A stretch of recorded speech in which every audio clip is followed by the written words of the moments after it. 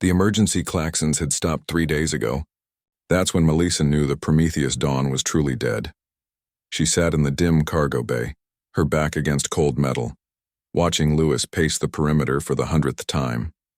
His uniform hung loose on his frame. They'd both lost weight since the crash landing on this forsaken moon. Outside, through the cracked viewport, the violet sky of Kepler 442f burned with the light of its distant sun. "We need to venture out again," Lewis said, his voice hoarse. "The emergency rations won't last another week." Melissa nodded, her fingers wrapped around the protein bar in her pocket. Her last one. She'd been saving it, rationing it into smaller pieces each day. Lewis didn't know she'd been giving him most of her share. "Tomorrow," she promised. "Tonight we rest." The scratching sound came just after the twin moons rose. Lewis grabbed the plasma cutter, their only functioning weapon, while Melissa moved to the viewport. Her breath caught. In the pale moonlight, she could see them. The Cathara pack. She'd watched them from a distance during their scouting missions, the apex predators of this moon. They looked like wolves crossed with something prehistoric, all rippling muscle and iridescent scales that caught the light. But something was wrong.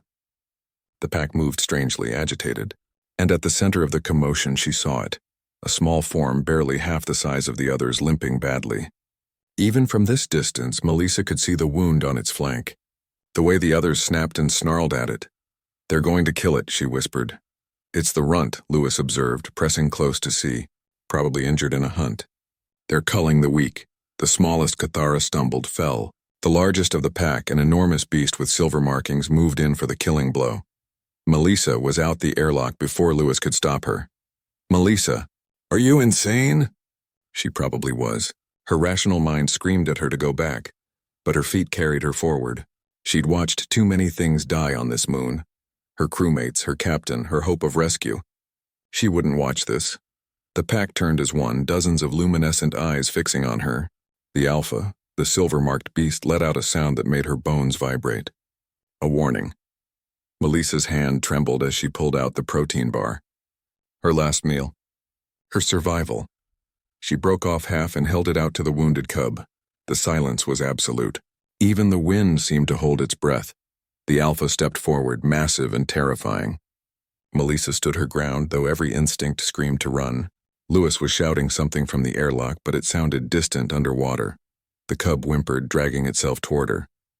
Up close, she could see it was barely more than a pup, its scales still soft and not fully formed. The wound was deep, probably from the claws of a rival. She knelt slowly, placing the food in front of the cub.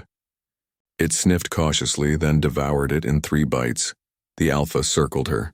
She could feel its breath, hot and carrying the scent of alien biology. One swipe of those claws would end her. But she pulled out the second half of the protein bar and offered it to the cub again. The creature ate more slowly this time, its luminescent eyes never leaving her face. Then something remarkable happened. The cub limped forward and pressed its head against her knee, a gesture of trust that transcended species. Melissa's hand, operating on pure instinct, gently touched the space between its eyes. The Alpha made a sound. Not a growl, but something else, something contemplative. Then it bowed its head. One by one, the entire pack lowered themselves to the ground.